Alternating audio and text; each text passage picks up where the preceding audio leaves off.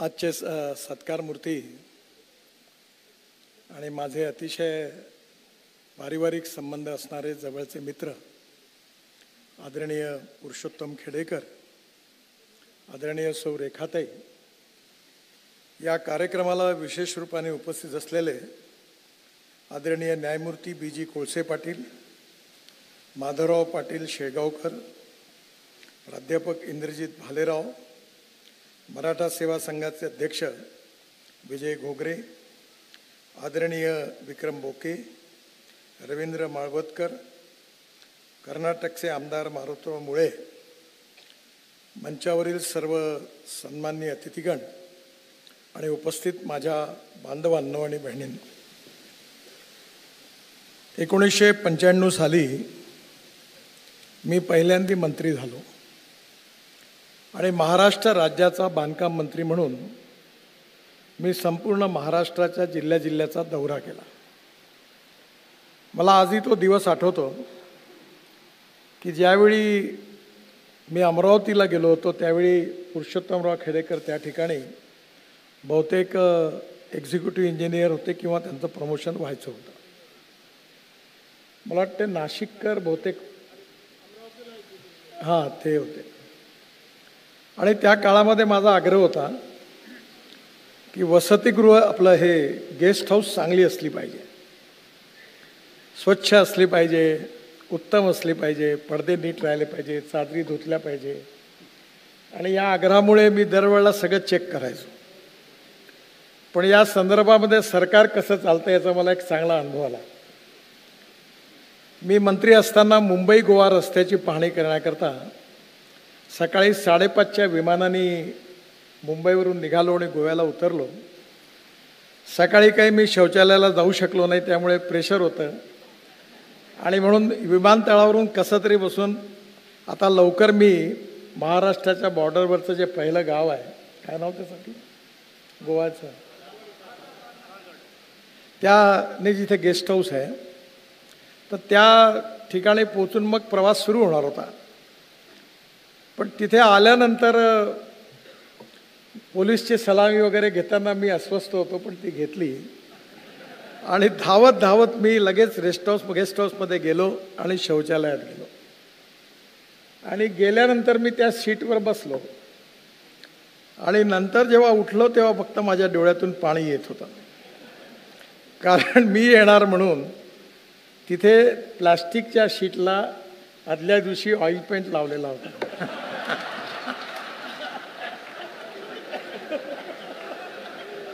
आणि त्या ऑइल पेंटने माझे केस उपडले, इतकी वाईट अवस्था झाली. आणि इतका मला राग आला की मी बाहेर आलो असतो तर कोणाला तरी झापड मारली असती, इतका चिडलो, इतका मला त्रास झाला. पण मी थोडा वेळ शांत राहिलो आणि मग बाहेर आल्यानंतर आमचे सेक्रेटरी तांबे साहेब होते. त्यांना मी म्हटलं, तांबे साहेब, हे मला सांगा की या शौचालयाच्या याच्यावर हे ऑइल पेंट लावला आहे, मी आत्ताच आलो, हे मूर्खासारखं काम करणारे कोण महान व्यक्ती आहेत? त्यांना लक्षात आलं प्रकार काय झाला. त्यावेळी कोकणाचे चीफ इंजिनियर होते पाटील साहेब, चांगले अधिकारी होते. त्यांनी ताबडतोब पाटील साहेब, पाटील इकडे या. पाटीलला विचारलं त्यांनी आणि मी पण, पाटील साहेब, तुम्हाला ह्या प्लॅस्टिकच्या याच्यावर ऑइल पेंट लावला, हे कसं काय? साहेब चूक झाली म्हणे. म्हणलं कशी? तर म्हणे मी आता चौकशी करतो. करता शेवटी डेप्युटी इंजिनियरपर्यंत आले, सगळे उभे राहिले लाईनीत. तर डेप्युटी इंजिनियरने सांगितलं की साहेब फूर कडक आहेत, सगळीकडे ऑइल पेंट लावा, सगळे पडदे चांगले करा. तर आम्ही इथेही ऑइल पेंट लावला.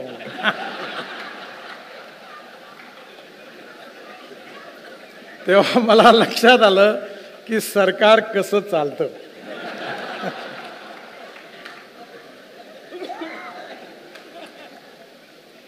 आणि त्याचा अनुभव झाल्यानंतर खेडेकर साहेबांच्या बाबतीमध्ये 2 गोष्टी विशेषता होती. एक, डिपार्टमेंटमध्ये त्यांच्यावर प्रेम करणारा वर्ग होता आणि एक त्यांच्या विरोधात सातत्याने तक्रार करणारा वर्ग होता. मग ज्यावेळी मला अनेक तक्रारी मिळाल्यानंतर मी चौकशी केली की काय आहे. बोलताना साहेब एक काम करणारे गृहस्थ आहेत, थोडा काम करताना मदत करतात, थोडा आउट ऑफ वे काम करतात, पण त्यांचा उद्देश वाईट नाही. मी म्हटलं काय इन्क्वायरी बाजूला ठेवा.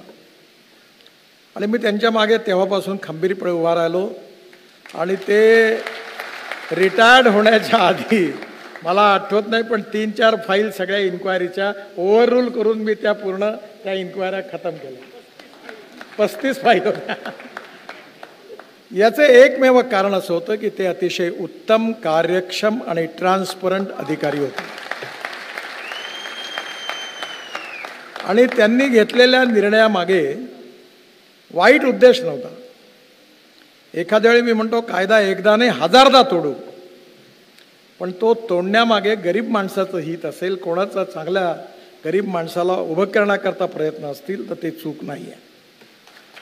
आणि त्यामुळे एक उत्तम प्रशासक, एक उत्तम अधिकारी, कार्यक्षम अधिकारी, कारण सरकारमध्ये आता मी बोलणं बरोबर नाही कारण इथे बरेच त्यांचे मित्र आहेत. मी एकदा एका अधिकाऱ्याला विचारलं, तो म्हणाला मी IITतून आलो.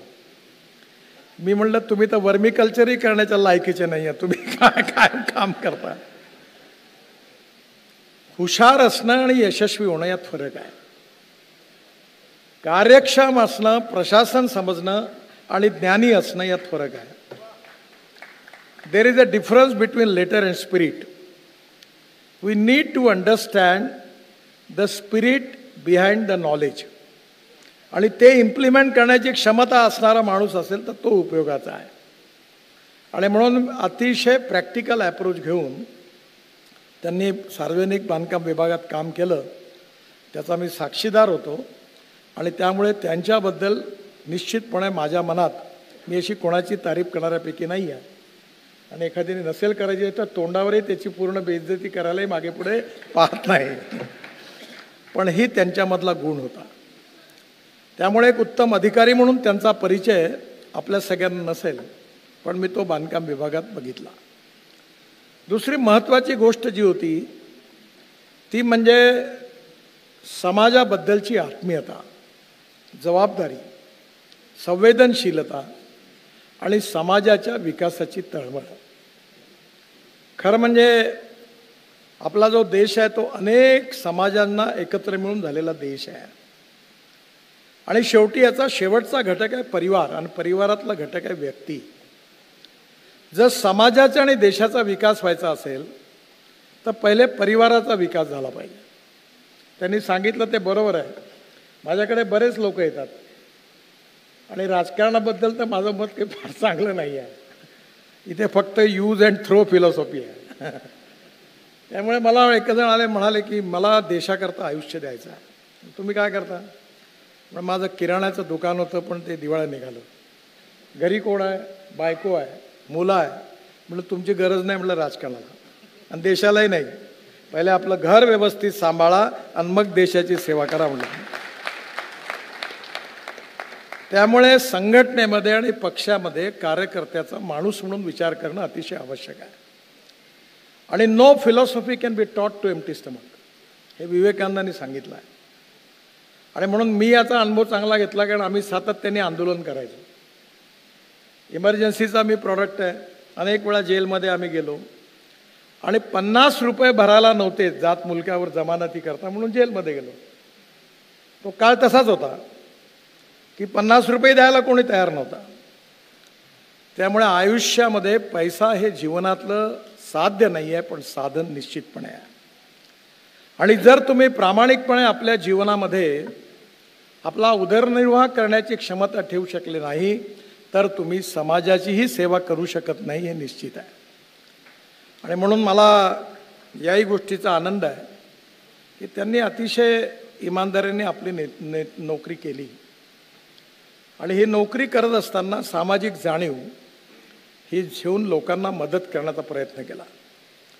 त्यांनी ज्याचा उल्लेख केला या योजनेचा, त्यावेळी महाराष्ट्रामध्ये लेबर सोसायटीचा सुळसुळाट आताही वाढला. आणि या सोसायट्या बहुतेक नेत्यांच्याच आहेत. ते डाव्या उजव्या पायाचे अंगठे मारून त्या सोसायट्यामध्ये कामं घेणं हा महाराष्ट्रात आणि फुले आंबेडकर शाहू महाराजांचं नाव घेऊन हा धंदा सगळ्यात जोरात सर्वपक्षीय धंदा आहे. आता मला माहीत नाही या सोसायट्या किती कमी झाल्या, कारण त्यांना प्रायोरिटी होती. त्यावेळी मी ठरवलं की महाराष्ट्रामधले जे बेरोजगार अभियंते आहेत, जे इंजिनियर्स झालेले आहेत, डिप्लोमा होल्डर्स आहेत, त्यांना डायरेक्ट रजिस्ट्रेशन द्यायचं. आणि त्या रजिस्ट्रेशनचा फायदा एवढा झाला की कमीत कमी हजारो तरुण मुलं हे महाराष्ट्रामध्ये जे इंजिनियर होते ते उत्तम कॉन्ट्रॅक्टर बनले आणि महाराष्ट्रामध्ये असे अनेक मोठे कॉन्ट्रॅक्टर झाले. आणि म्हणून आपला तो आहे इंजिनिअरिंग कॉन्ट्रॅक्टर असोसिएशनचा अध्यक्ष. आणि एकदा माझ्याकडे मर्सिडीज गाडी घेऊन एअरपोर्टमध्ये माझ्या गाडीत बसा. आणि म्हटलं मी काय करू बसून? साहेब म्हणे आपण जर आम्हाला सुशिक्षित अभियंता म्हणून कॉन्ट्रॅक्टर बनवलं नसतं तर ही गाडी आम्हाला घेता आली नसती. आणि खेडेकर साहेबांनी त्यावेळी डिपार्टमेंटमध्ये चाकोरीनीच चालणारे 90% लोक असतात. आणि ज्यावेळी ही योजना आली त्यावेळी खेडेकर साहेब म्हणले नाही ही योजना आली पाहिजे साहेब. बाकी सगळं डिपार्टमेंट विरोधात होतं, पण आम्ही ही योजना आणली. ही त्यांच्या मनात पहिलेपासूनची भावना होती. आज विशेषतः येणारं काळ जे युग जे आहे ते खऱ्या अर्थाने आपल्याला जगामध्ये विश्वगुरू बनायचं असेल तर नॉलेज ही सगळ्यात मोठी शक्ती आहे. आणि आज आपला जो आदर्श आहे ज्यांच्यापासून आपण, मी तरी माझ्या जीवनामध्ये माझ्या आईवडिलांपेक्षाही जास्त कोणाला मानतो तो छत्रपती शिवाजी महाराजांना मानतो. याचं कारण असं आहे की तुम्ही कुठल्याही कसोटीवर शिवाजी महाराजांना बघा. आदर्श राजा, आदर्श प्रशासक, आदर्श पिता, आदर्श पुत्र, आदर्श पालक, कुठल्याही आदर्शाच्या कल्पनेवर 100% कसोटीवर उतरवणारा या देशाच्या इतिहासातला कोणी राजा असेल तर ते छत्रपती शिवाजी महाराज. आणि म्हणून छत्रपती शिवाजी महाराज हे न्यायाला किती, म्हणजे एखाद्या वेळी शिक्षा द्यायची असेल तर आपला मुलगा आहे म्हणून त्याच्याबद्दल कधी फेवर करणारी भावना त्यांच्या मनात नव्हती. प्रत्येक निर्णय हा इंडिपेंडेंट, इम्पार्शल आणि फेअर जनतेच्या हिताचा विचार घेऊन त्यांनी केला. अनेक लढाया जिंकल्या, पण पूर्ण इतिहासामध्ये कुठल्याही परिस्थितीवर युद्ध जिंकल्यानंतर अन्याय अत्याचार करण्याची एकही घटना छत्रपती शिवाजी महाराजांच्या इतिहासात नाही. अनेक लढाया जिंकल्या, राज्य पादाकरण केली, पण अन्य धर्मीयांची प्रार्थना स्थळ उद्ध्वस्त करणारी एकही घटना नाही, एकही घटना. पण मी नेहमी सांगतो की शिवाजी महाराज जर सेक्युलर होते असतील तर शिवाजी महाराजांचा इतका सेक्युलर राजाच झाला नाही. आणि सेक्युलर शब्दाचा अर्थ इंग्लिश डिक्शनरीमध्ये जो आहे तो धर्मनिरपेक्ष नाही आहे, तो सर्व धर्म समभाव आहे. आणि सर्व धर्माबद्दल सन्मान ठेवणारा हिंदुस्थानच्या इतिहासातला खरा सेक्युलर राजा कोणी असेल तर ते छत्रपती शिवाजी महाराज. आणि म्हणून शिवाजी महाराजांचं हे दैवत जे आहे आपल्या सगळ्यांचं आहे. आजही मी दिल्लीमध्ये माझ्या ऑफिसमध्ये माझ्यासमोर एकच फोटो लावला आहे, छत्रपती शिवाजी महाराज. आणि जेव्हा जेव्हा असं वाटतं आपल्याला कुठलाही प्रश्न निर्माण होतो तेव्हा इतिहासात लक्षात ठेवला तर आपल्याला त्याचं उत्तर शिवाजी महाराजांच्या इतिहासातून मिळतं. आणि म्हणून मला आज आनंद आहे की मराठा समाजाबद्दलची प्रगती व्हावी, विकास व्हावा या आत्मीयतेपोटी आणि या सर्वांगीण विकासाकरता खेडेकर साहेबांनी या सगळ्या कार्याची सुरुवात केली. राजमाता जिजाऊंचं एवढं मोठं स्मारक त्यांनी उभं केलं, कारण जिजाऊ नसत्या तर शिवाजी महाराजच झाले नसते. कारण त्यांनी जे संस्कार केले, तुम्ही काही म्हणा, ज्यांचे आई वडील उत्तम संस्कार करतात त्यांचीच मुलं चांगली होतात. आणि किती धनवान असू द्या, पण जे आई वडील आपल्या मुलांवर घरी चांगले संस्कार करत नाहीत ते आयुष्यात पुढे काय होतं ते तुम्ही बघा. मला जे काही शिकायला मिळालं ते माझ्या आईपासून शिकायला मिळालं. आणि म्हणून शिवाजी महाराजांचं संगोपन जिजाऊंनी ज्या प्रकारे केलं, म्हणूनच छत्रपती शिवाजी महाराजांचं हे विशाल ऐतिहासिक रूप आपल्या सगळ्यांना बघायला मिळालं. आणि म्हणून हा जो काही इतिहास आहे, जिजाऊंचं स्मारक सिंदखेड राजाला मोठं खेडेकर साहेबांनी त्या ठिकाणी केलं, पुष्कळ काम झालं.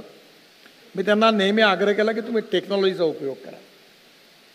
आणि मला नेहमी असं वाटतं की नॉलेज ही सगळ्यात मोठी पॉवर आहे. Innovation, entrepreneurship, science, technology, research, skill and successful practices, we name it as knowledge and conversion of knowledge in to wealth, हे भविष्य आहे. आणि हे जे नॉलेज आहे हे शिक्षणातून मिळतं. बाबासाहेब आंबेडकरांनी जे सांगितलं की शिक्षण हे वाघिणीचं दूध आहे, ही गोष्ट खरी आहे. आणि त्यामुळे शिक्षणाचा जेवढा जास्तीत जास्त प्रसार होईल, त्या काळामध्ये जर खेडेकर साहेबांच्या जीवनामध्ये त्यांच्या परिवाराने त्या परिस्थितीमध्ये त्यांना इंजिनिअरिंग केलं नसतं आणि ते इंजिनियर नसते झाले तर त्यांना एवढी मोठी जीवनदृष्टी नसती मिळाली. आणि म्हणून आज खऱ्या अर्थाने नॉलेज ही सगळ्यात मोठी पॉवर आहे. पण नॉलेज विथ व्हॅल्यूज, जीवन मूल्य, ही सगळ्यात महत्त्वाची आहे.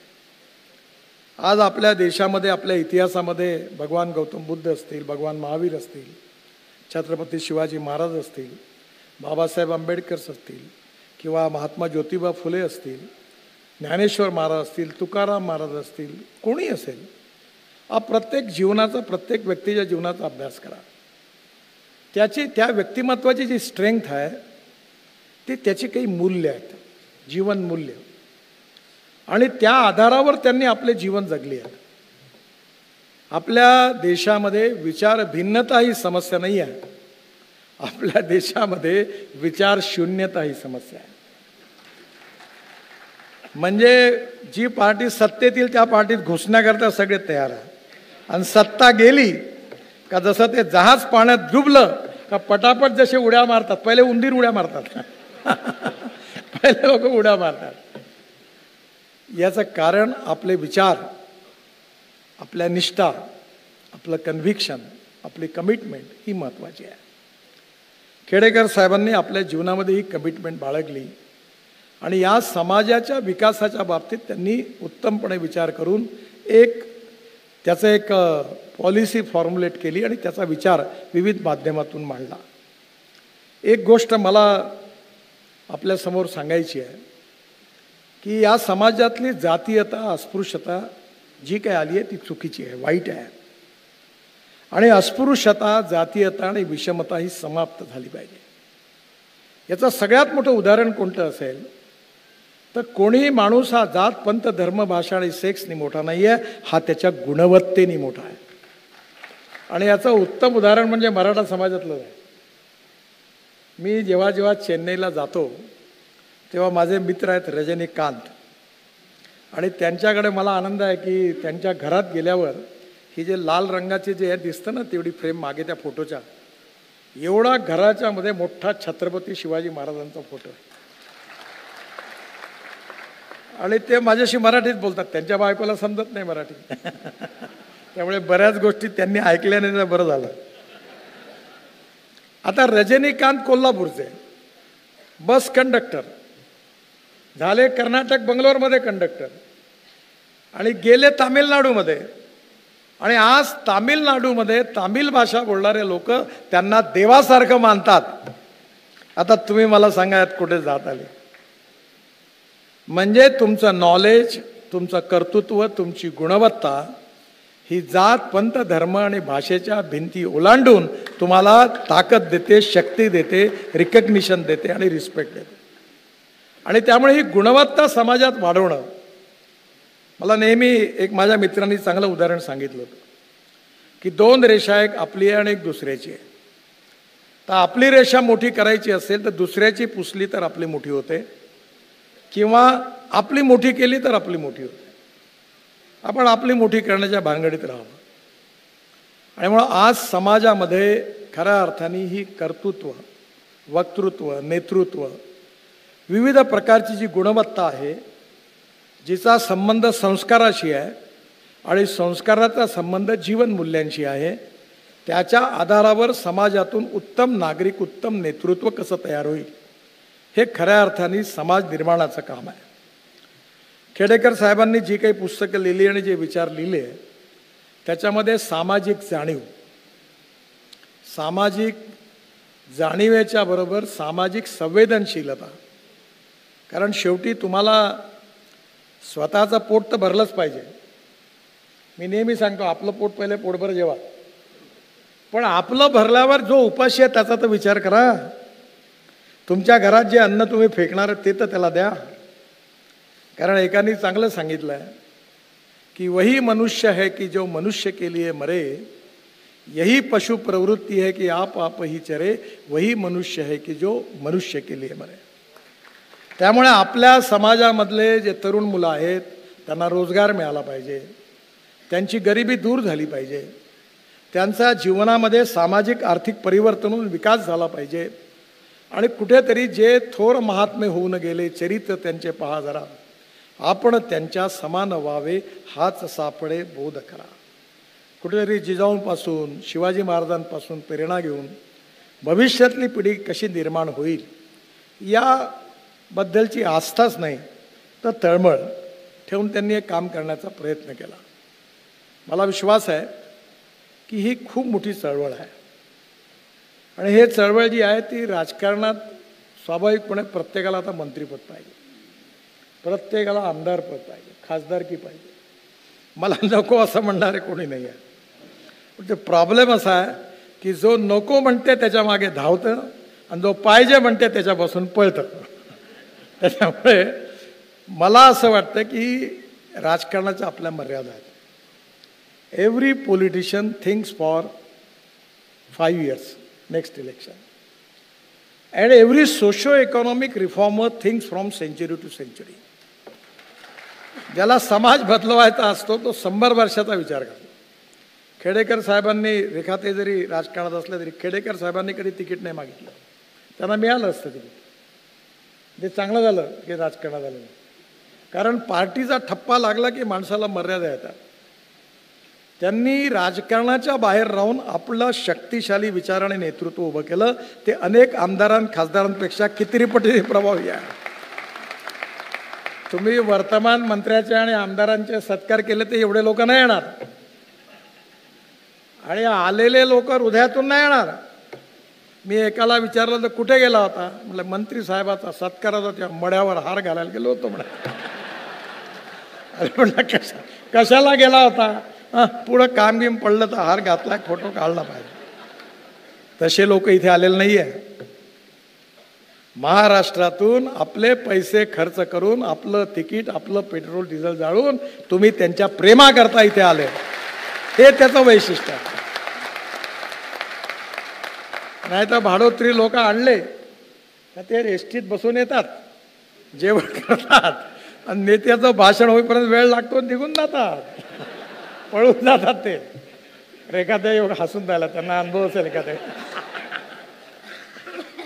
मी यावेळी महाराष्ट्रात फिरलो, तुम्ही बावनकुळेला सांगितलं, एक लक्षात ठेव म्हटलं, माझ्या सभेला 50 लोक आले तरी चालतील, हे भाडोत्री नाही आणायचं. बस लावायची नाही, गाड्या लावायच्या नाही, झेंडे लावायचे नाही, जेवण नाही आलं. हे मजबूत 100 आलं तर 100, हे 1000 लोक कामाचे नाही, हे 10 कामाचे. म्हटलं तुम्ही आलेले लोक हे खेडेकर साहेबांवर व्यक्तिगत प्रेम करता म्हणून तुम्ही आपले पैसे खर्च करून आले, ही त्यांची सगळ्यात मोठी संपत्ती आहे. आणि त्यांचे जे प्रयत्न आहे हे सामाजिक आर्थिक चळवळ आहे. आणि या चळवळीतून या समाजाचं उत्थान झालं पाहिजे, विकास झाला पाहिजे, प्रगतिशील समृद्ध संपन्न समाज झाला पाहिजे, समाजातले गाव गरीब मजदूर शेतकऱ्याचं कल्याण झालं पाहिजे. आणि याकरता माझी एकच विनंती आहे त्यांना की सगळ्यात महत्त्वाची गोष्ट म्हणजे लो मीज क्राईम. म्हणजे मी कधी कधी म्हणतो की सगळ्यात प्रदेशवारी आमच्यावर उपकार कोणता केला असेल तर आरक्षण नाही आहे.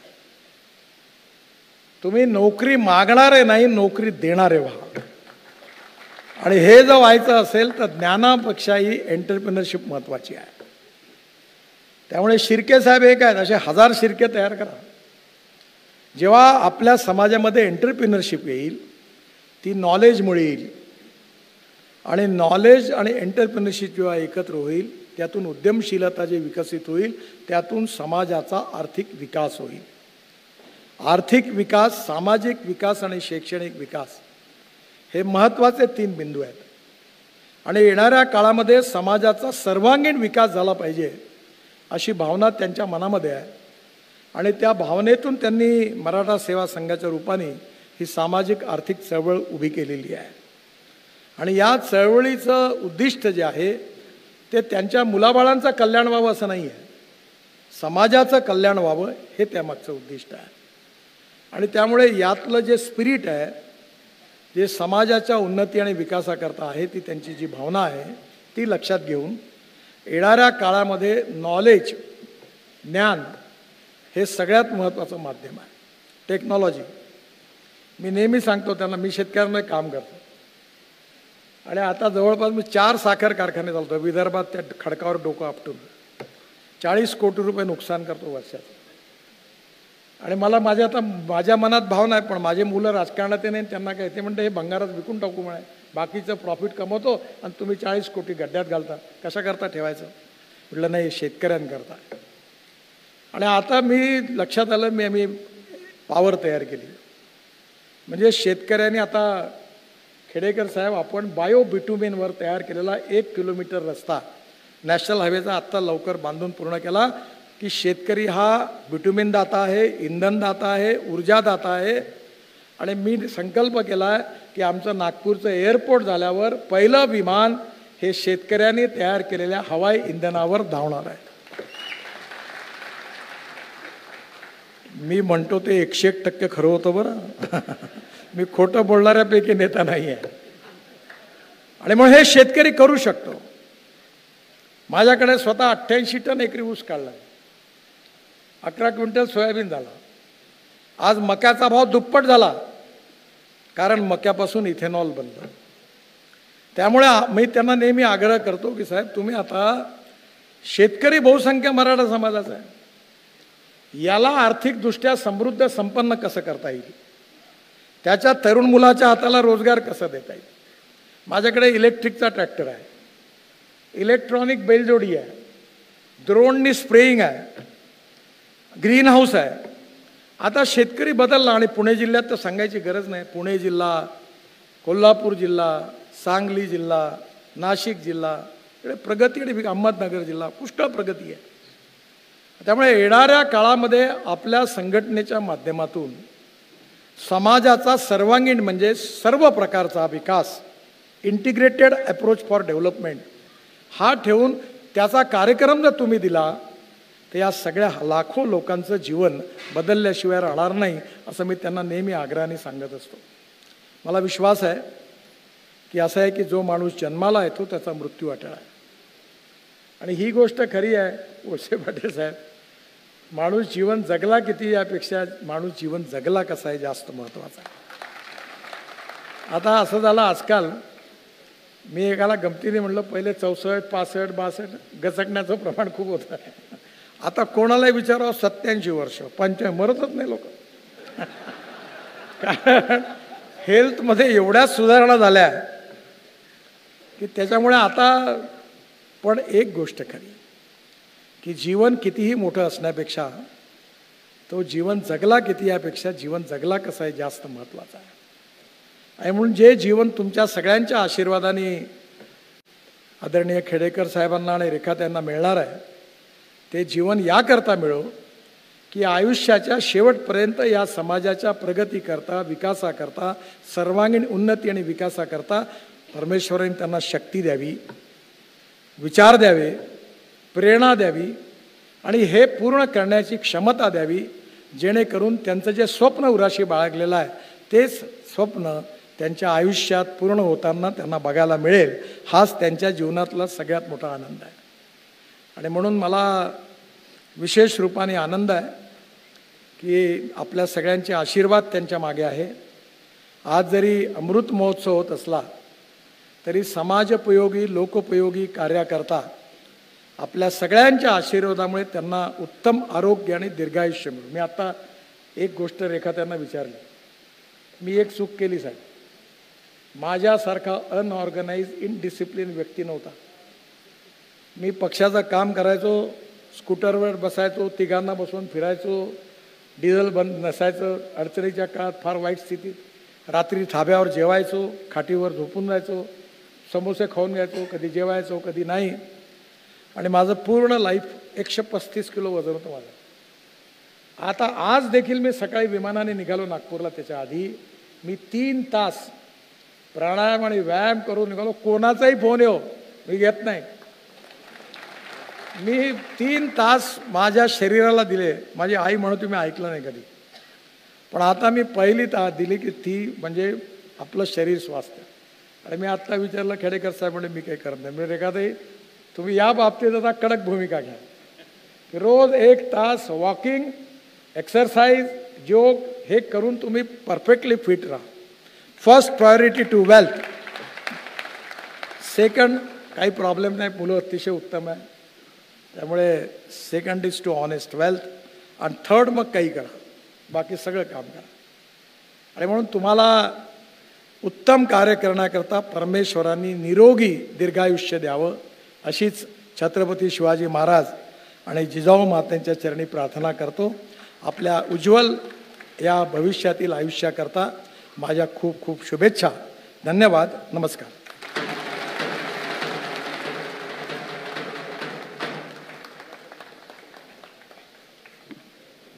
खूप खूप